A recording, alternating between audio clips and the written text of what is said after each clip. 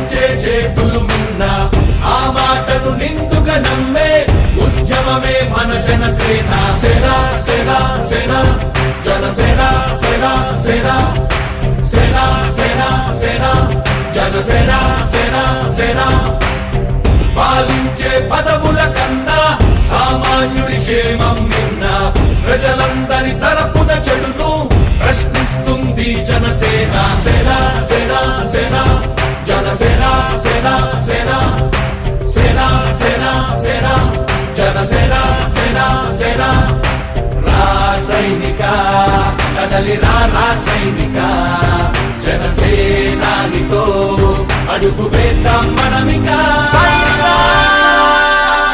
జనసేన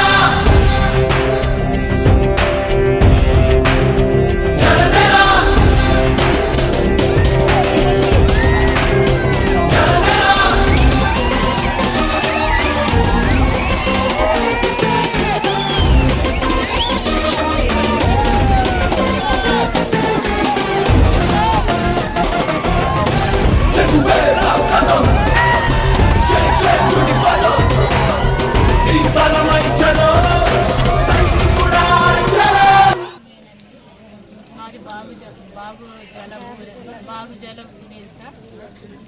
ఇక్కడ మేము చిన్నప్పటి నుంచి ఇక్కడే బతుకుతున్నాం సార్.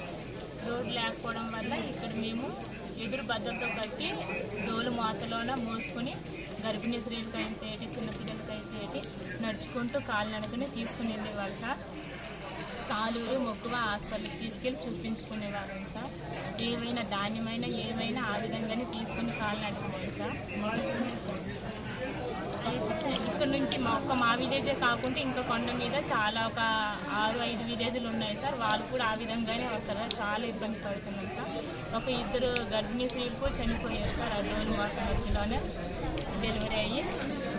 అయితే రోడ్డు రావడం వల్ల మా రోడ్డు అదే ఇప్పుడు ఉప ముఖ్యమంత్రి రావడం అతను వచ్చేసి రోడ్డు శంకుస్థాపన చేయడం వల్ల ఇప్పుడు మాకు ఈ విలేజ్కి 108 వెహికల్స్ ఎంత ఏవైనా సరే ఆ వెహికల్స్ వచ్చి తీసుకెళ్ళడం జరుగుతుంది సార్.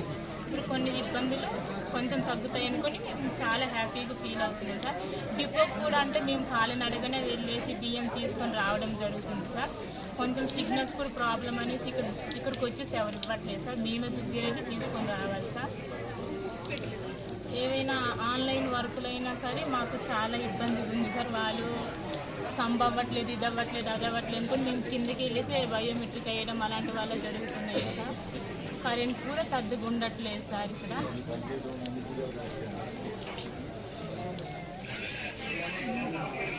ఇల్లులు కూడా కొంచెము రోడ్డు లేకపోవడం వల్ల కొంచెము సిమెంట్లు ఇసుకలు అవి రావడం కష్టంగా ఉందనేసి ఇల్లులు కూడా ఇల్లులు కూడా కొంతమందికి రాలేదు సార్. కొన్ని ఒక 5 ఇల్లులే తప్ప ఈ ఊరికి వచ్చి మిగతా ఇల్లులు అయితే రాలేదు సార్. ఊరికి సిమెంట్ రోడ్డు కూడా లేదు సార్.